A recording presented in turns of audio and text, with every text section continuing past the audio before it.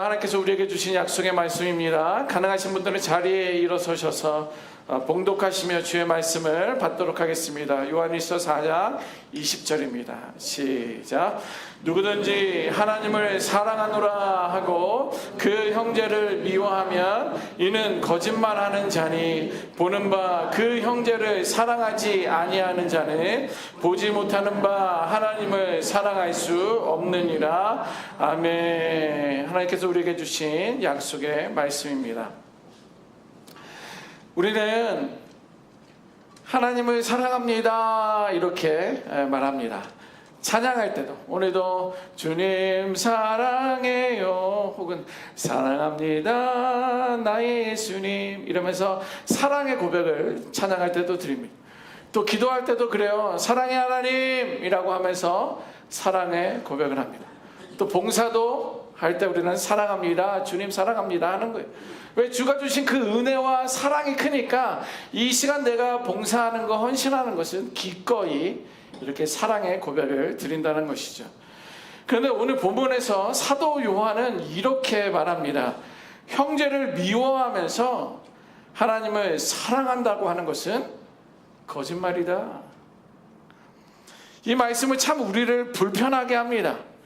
형제를 미워하면서 자녀를 미워하면서 가족들을 미워하면서 나는 하나님을 사랑합니다 라고 말하는 것은 의구야 거짓말하지 마. 그래서 이 말씀은 참 저를 불편하게 하고요 우리를 불편하게 합니다. 왜냐하면 우리 안에는 미움이 있기 때문에 그런 거예요.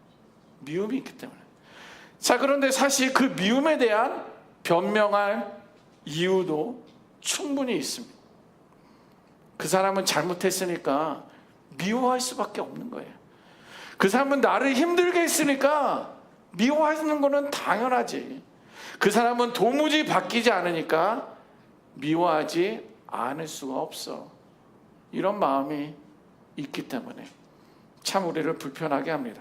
하지만 요한은요 한치의 여지도 없이 주저하지 않고 단호하게 말합니다. 보이지 않는 형제를 보이는 형제를 사랑하지 못하면 보이지 않는 하나님을 사랑할 수 없다라는 거죠. 이 말씀은 오늘 이 아침 우리들에게도 묻습니다. 나는 정말 하나님을 사랑하고 있는가? 라고 사도 요한이 우리에게 묻고 있어요. 여러분, 사랑은요 단순히 말이나 감정이 아니라 우리들의 태도로 말을 해줍니다. 태도는요 우리의 방향을 말해주기 때문에 그런 거예요. 내가 어떤 태도를 하느냐에 따라서 내 마음의 방향이 그쪽을 향하고 있다는 것을 알 수 있어요. 그래서 어떤 상황 속에서도 어떤 사람 앞에서도 내가 취하는 자세가 바로 태도입니다. 그래서 하나님을 향한 사랑은요 반드시 사랑을 향한 태도로 나타나게 되어 있어요. 보세요. 사도 바울은요 옥중에서도 교회를 향하여 기도와 격려의 편지를 씁니다. 감옥에 있어요. 내 처지가 어떤데 힘듭니다. 고통스럽습니다. 언제 나갈지 모르는 이러한 상황에서도 사도 바울은요 많은 교회들을 향하여 기도와 격려의 편지를 쓴다라는 거예요. 바울은 감옥이라는 상황보다 사랑하는 교회를 향한 태도가 우선이었기 때문에 그런 거예요. 감옥이라는 상황 속에서도 그래서 편지를 쓸 수 있다는 것입니다. 그래서 사랑은요 감정이 아닙니다. 여러분들, 사랑은요 감정이 아니에요. 이 말이 무엇입니까? 감정은 쉽게 변하게 돼 있어요. 그래서 오늘은 좋다가도 내일은 식어버리는 것이 바로 우리들의 감정이라는 거예요. 그래서 만약에 사랑이 감정이라면 우리는 기분 나쁠 때마다 미워하게 되는 거예요. 기분이 좋으면 사랑했다가 기분이 나쁘면 내가 기분 나쁜데 무슨 그 인간을 내가 사랑해야 돼? 나를 미워하는데, 나를 힘들게 하는데 내가 사랑해야 돼? 감정에 따라서 움직인다라는 거예요. 그래서 만약에 기분 나쁠 때마다 사랑을 포기하게 되는데 예수님께서 겟세마네 동산에 있을 때를 한번 떠올려 보십시오. 예수님은 이제 점점 겟세마네에서 십자가에 달리실 그 시간이 가까우게 된다는, 그에게는 고통이 있었고 그에게는 두려움이 있었을 것입니다. 사실 십자가를 진다는 것은 오늘날 우리들도 쉽게 즐거운 마음으로 기쁜 마음으로 지는 것이 십자가는 아니에요.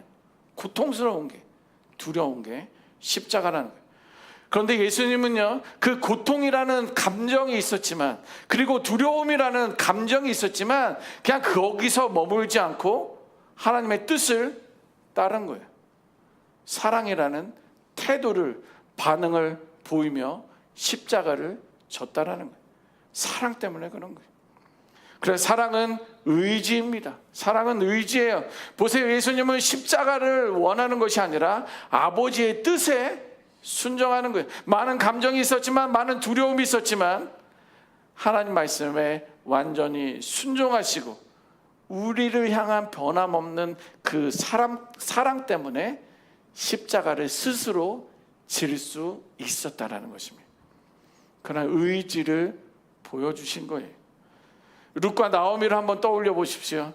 남편을 잃은 룻, 그 다음에 시아버지도 있고 많은 형제들도 잃었는데 그는 누구를 따라갔습니까? 시어머니. 그분이 어떤지 여러분들 다 알잖아요. 시어머니를 따라 베들레헴으로 가기로 결단합니다. 룻에게 있어서 베들레헴은요, 낯선 이방 땅이에요. 다른 나라예요. 우리처럼 한국을 떠나 조국을 떠나 형제의 나라를 떠나 이 미국으로 온 것과 똑같은 것입니다. 그런데 이곳에 누구를 따라왔어요? 시어머니를 따라왔다라는 거예요. 시어머니를 따라가는 일은요, 쉽게 이해할 수 없는 선택이었지만 그럼에도 룻은 시어머니가 믿는 그 하나님과 나오미를 따르기로 결단합니다. 의지를 보여준 거예요. 아무리 상황이 악하고 나를 힘들게 하고 그래도 시어머니를 따라가는 사람은 룻 말고는 없을 것 같아요. 그런데 룻은 따라가기로 의지를 보이고 따라갑니다. 이렇게 사랑이라는 것은요, 내가 사랑을 원치 않을 때도 해야 할 때 하는 것이, 그 힘이 바로 사랑이라는 거예요. 내 마음이 내키지 않아도 손과 발이 움직이게 하는 것이 결정이 바로 사랑이라는 것입니다. 그래서 사랑은 선택이다 라고 이렇게 말할 수 있습니다. 선한 사마리아 이야기를 한번 떠올려 보십시오. 길가에 쓰러져 있는 한 강도 만난 사람들을 멀찍이 본 거예요. 근데 두고 봤더니 제사장도 그냥 지나가요. 그리고 레위인도 그냥 지나가는 것을 보았습니다. 어떻게 해요? 선한 사마리아. 이 사마리아는 당연히 돌아가는 게 마땅하고 당연한 사람이에요, 오히려. 그런데 그는요, 모른 척 할 수 있었지만, 혹은 다른 길로 갈 수 있었지만, 그는 다가가기로 선택한 거예요. 사랑하기로 선택한 거예요. 여러분, 사랑은요, 미워하는 것이 더 쉬울 때, 미워하는 것이 더 당연할 때 용서를 선택하는 것입니다. 그리고 등 돌리는 것이 더 편할 때, 하고 등 돌리는 것이 더 편할 때 마주보는 것을 선택하는 거예요.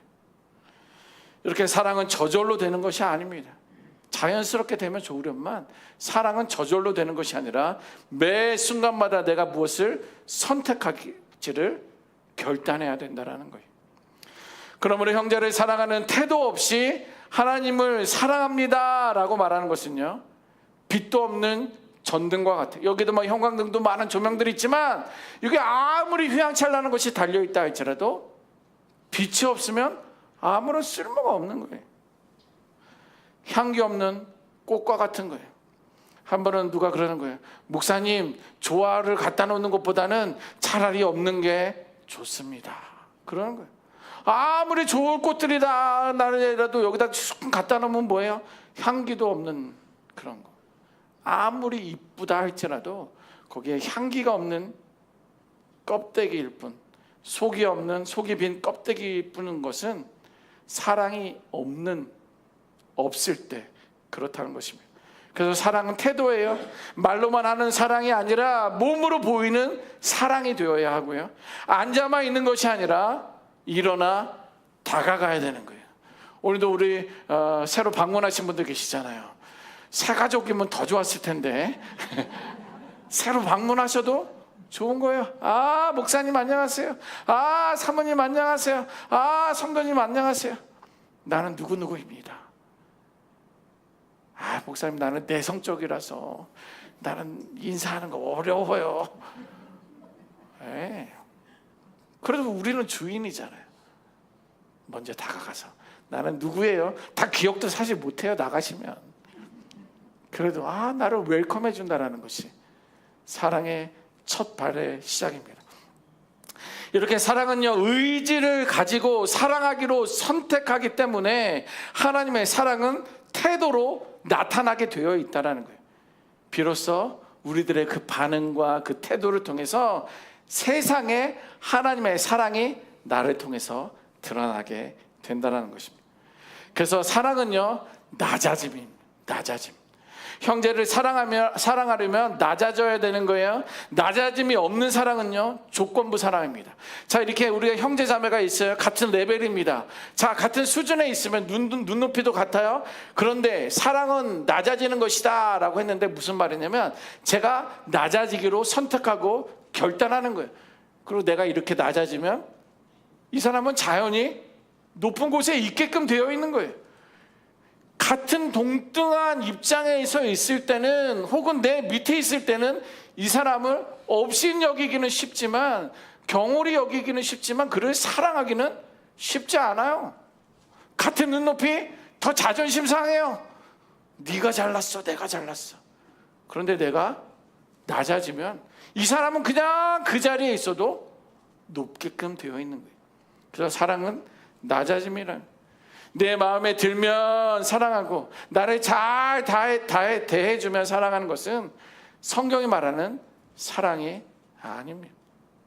이것은요, 상대방에 대한 호감일 뿐이에요. 그건 사랑이 아니에요. 호감이라고 말하는 거예요. 여러분, 낮아진다는 것은요, 내 기준을 내려놓는 것을 말하는 거예요. 그래야만 상대방을 있는 그 모습대로 받아들일 수 있습니다. 낮아지면 내가 옳다고 주장하는 권리를 내려놓는 거예요.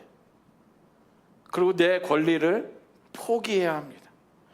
심지어 나를 해한 사람 앞에서도 먼저 손을 내미는 것이, 그래서 때로는 억울함을 감수하는 것이 사랑입니다. 이유도 있지만, 그 사람은 내가 어떤 사람인지 알지만, 내가 손해나는 일을 해야 돼? 네, 하나님을 사랑한다라고 고백하면 그래야 된다라는 거예요. 요셉을 한번 떠올려 보세요. 요셉은요, 형들로부터 미움을 받았어요. 아니, 장자인 나도 저런 때가루 옷을 한 번도 안 입어봤는데 왜 막내에게 저런 무지개 옷을 입혀주는 거예요. 모든 형들이 다 막내를 미워했어요. 형들에게 버림을 받으면서 다른 나라에 팔아버렸습니다. 있을 수 있어요? 그럴 수 없는 일이 성경에 기록되어 있다라는. 그런데 이제 그가 애굽의 총리가 되었습니다. 많은 시간들이 흘렀지만 이제 그가 애굽의 총리가 되었을 때 어떻게 했습니까? 나를 미워했던 형, 나를 팔아버렸던 그 형들에게 요셉은 복수하기로 결심합니다. 여기서 끄덕이면 어떡합니까? 형들을 복수하기로 결심해요? 아니요, 용서하기로 결단해요. 나를 팔아버렸는데, 나를 궁동에 빠뜨려서 죽이려고 했는데, 내가 감옥에서 얼마나 고생했는데, 내가 이제 애굽의 총리가 되어서 형들을 맞이하게 됐는데, 쌀을 사러 왔는데, 내가 팔 수도 있고 안 팔 수도 있는데, 나에게 이런 힘이 있는데, 그런 복수를 결심하는 것이 아니라 용서를 합니다. 그래서 요셉의 그 낮아짐이 그의 가문을 살렸어요. 그 집안을 살렸어요. 이스라엘을 살렸어요. 한 사람의 낮아짐 때문에. 낮아짐의 대표적인 인물은요, 예수님입니다. 예수님은 낮아짐으로 우리를 사랑하신 거예요. 우리가 아직 죄인 되어 있을 때에, 그리고 우리가 하나님을 거역하던 그때에 예수님께서는 십자가를 지시기로 선택하신 거예요. 의지를 보여주신 거예요. 그리고 자신을 낮추신 것입니다. 예수님의 그 낮아짐이 아니었다면 우리는 결코 하나님의 사랑을 경험할 수 없습니다. 여기에 제가 서 있을 이유도 없고요, 여러분들 이 시간에 앉아서 예배드릴 이유와 목적도 없어요. 그래서 사랑하지 않는다는 것은요, 하나님을 모독하는 것과 같아요. 아니, 그 정도입니까, 목사님? 예, 성경이 말하고 있어요. 사랑하지 않는 것은 하나님을 모독하는 것이라. 우리가 형제를 미워하면서 나는 하나님을 사랑합니다 라고 말한다면 그건 사실상 하나님을 속이는 거와 똑같다라는 거예요. 왜냐하면 하나님은 본질적으로 누굽니까? 사랑이에요. 하나님은 사랑이시다. 그 말은 하나님은 이꼬로 사랑이라는 말이에요. 본질이 사랑이신데 하나님을 믿는 사람이라면 당연히 그 사랑이 삶으로 드러나게끔 되어 있다는 거예요. 즉 형제를 미워하면서 하나님을 사랑한다는 말은요, 사랑이신 하나님의 성품을 부정하는 것과 똑같아요. 결국 하나님을 거짓말장애로 만드는 행동이라는 것입니다. 사랑하지 않는 신앙은요, 겉으로는 신앙의 모습은 갖추고 있어도 그 안에는 어두움으로 가득합니다. 여러분, 하나님은 사랑이십니다. 그 사랑이신 하나님을 여러분들이 믿는다면 그 사랑은 반드시 형제를 향하여, 여러분들의 자매를 향하여, 여러분들의 가족을 향하여 흘러가게 되어 있습니다. 하나님께서 받은 사랑이 나에게만 머무른다면 그 사랑은 결국 썩어서 악취를 품기게 되어 있어요. 그런데 흘러가는 사랑은 썩지 않습니다. 갈릴리 호수를 여러분들 생각해 보세요. 이 상류에 헐몬산이 있습니다. 헐몬에 있는 그 눈들이 녹으면서 물이 쭉 흘러나오면서 갈릴리 바다로 나가요. 그런데 이 갈릴리의 바다에 있는 물들은 썩지 않습니다. 왜냐하면 갈릴리 바다, 갈릴리 호수에 있는 물이 그 밑에 있는 사해바다로 흘러가기 때문에. 그래서 흘러가는 것은 썩지 않아요. 그런데 이 사해바다는요 데시라고 해요. 죽은 바다라는 거예요. 왜냐하면 헐몬에서 흘러진 물이 갈릴리 바다에서 있었던 그 물이 흘러나와서 사해바다에는 받아들이기만 하고 더 이상 흘러가지가 않아요. 멈춰 있는 거예요. 퇴적물들이 있는 거예요. 그래서 썩어 있는 거예요. 사랑도 마찬가지입니다. 흘러가지 않는 사랑은요 생명을 잃어요. 생명 대신 하나님이 나를 구원해 주시고 그 사랑을 내가 누리고 사는데 이것이 나만 가지고 있으면 그 생명을 잃어버리는 거예요. 사해바다에는 물고기가 살 수가 없어요. 염도가 얼마나 진한지. 관광 가이드가 말해요. 거기서 수영하는 건 괜찮지만 물에, 사해바다 물이 눈에 들어가면 반드시 깨끗한 물로 빨리 씻어야 됩니다. 거기서 비비지 마세요. 왜냐하면 눈에 있는 염분보다 사해바다의 염분이 더 높기 때문에 이것을 빼앗아 가는 거예요. 그게 죽은 바다예요. 그래서 사랑이 흐르기 위해서는 낮아져야 되는 거예요. 물이 밑에서 위로 흐를 수 있어요? 결코 안 돼요. 이거는 중력이란 것이 있기 때문에 물은 위에서 아래로 흘러가게끔 되어 있어요. 그래서 내가 낮아져야지만이 내게 있는 그 하나님의 사랑이 이웃에게, 형제에게, 가족에게 흘러가게 되어 있습니다.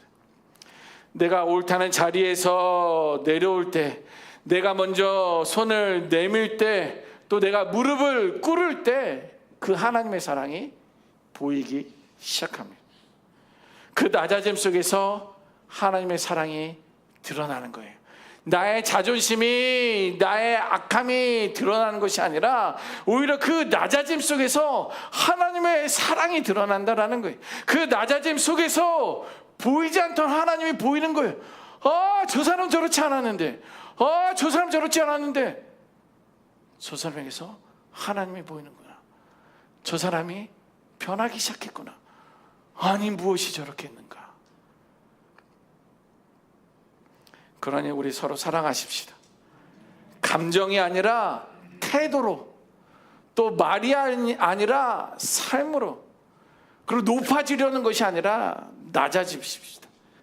사랑은 낮아져야지만이 보입니다. 하나님을 사랑하며 이웃도 형제도 그 낮아짐을 통해 사랑할 수 있기를 주님의 이름으로 축원합니다. 아멘. 기도하겠습니다. 하나님,